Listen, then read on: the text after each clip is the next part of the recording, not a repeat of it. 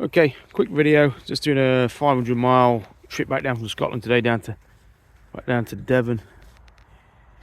Just stopped at Gloucester Services. So I left Arrochar. I don't think that's how you pronounce it, but Arrochar, just north of Glasgow, probably an hour north of Glasgow this morning. Probably just after 10 o'clock. A lot of flooding over the last few days.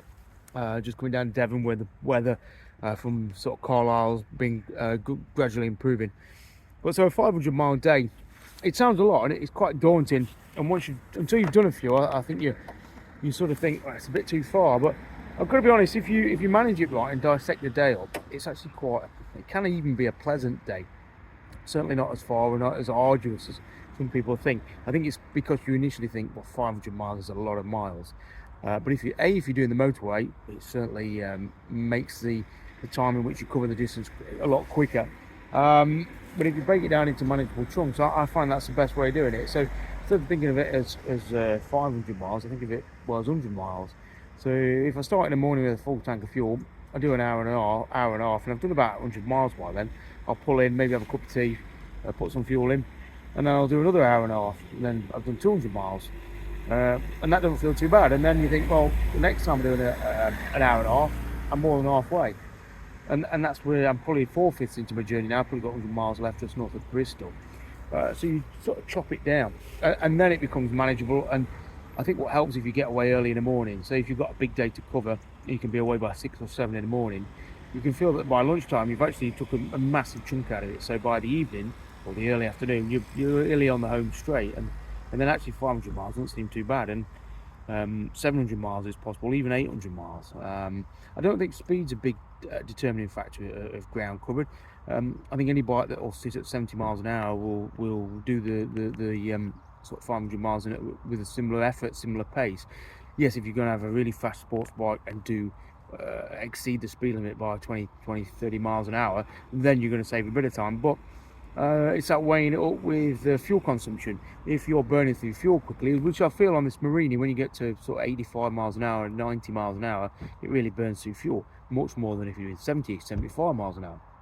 You work that over a 500-mile day, but it might be an extra fuel stop that you need. So in fairness, you've lost what you've gained by going faster. And also I find that going faster also means that you tire yourself out quicker. So it's a bit tortuous in the air, I think. If you can set a steady pace where the riding is not really demanding of you, and I think over sort of 75, 80, 85 miles an hour, the speed of doing that just fatigues you quicker. You get more to process, everything's happening quicker, and I think you get into a lull quicker. Whereas I used to find coming down from Scotland to Devon on the Himalayan, I could do that just as easy, because you sort of sit at 65 miles an hour, you don't strain or push the engine because there's nothing to gain from it. And actually the miles come quite pleasantly and quite easy. In terms of dealing with fatigue, obviously I don't tend to have a big meal at any point during the day, lunch or anything. I'll snack. I had a little cheeseburger and what else? Some noodles earlier, and I've got a can of Red Bull. I find Red Bull gives me a bit of stimulus. I don't find coffee and that is a good thing, but hydration is crucial. If you let yourself become dehydrated, which you can do, especially in hotter countries, then that will really play havoc on your ability to do miles. So yeah, I'll get plenty of fluid stops.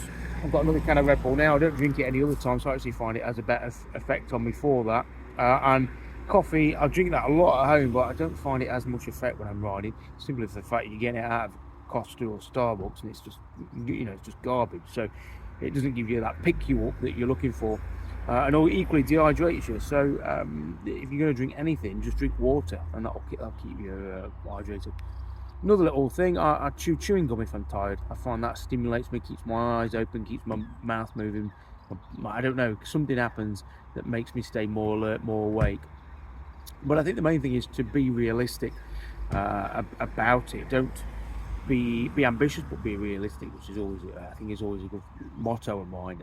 It's good to try these big things, but also just think that you're not going to get there as quick as Google Maps tells you. So this trip for me, it'd be 8 hours, and instead of thinking, well, I'll go a bit quicker and I'll do it in 7 hours, I thought, no, okay, that's plus 2 hours for stoppage time, 10 hours.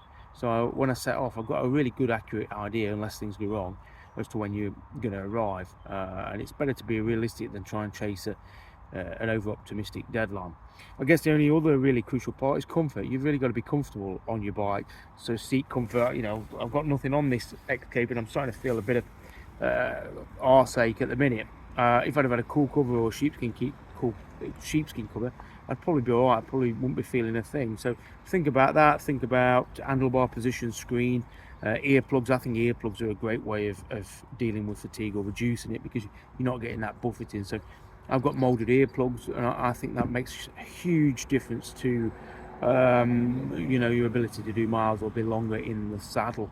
And then obviously it's down to waterproofing, helmet comfort, and things like that. So yeah, but that's my way of doing that. Be my way of doing 500 miles, and they're the things I would consider. But you know, what would you do if you got 500 miles to do or more? What tips have you got? Because I know there's a lot of people out there, when they do the Land's End to John O'Groats, they always say, well, how am I going to get back at the end? And you know, at that point, 700 miles or 500 miles is incredibly daunting. But I find after 7 days of riding 200 miles a day and being on the bike all day, they've actually become quite match fit to do the big trip on the way back down. And so it's nowhere near as daunting as it first thought. So equally, practice is a big thing, and just giving it a go, maybe building up to it, you know, until you've got your bike fitness in. That's it. So I'm actually going to get a coffee and my Red Bull and use the toilet and a biscuit, and then bugger off home. All right, cheers, bye.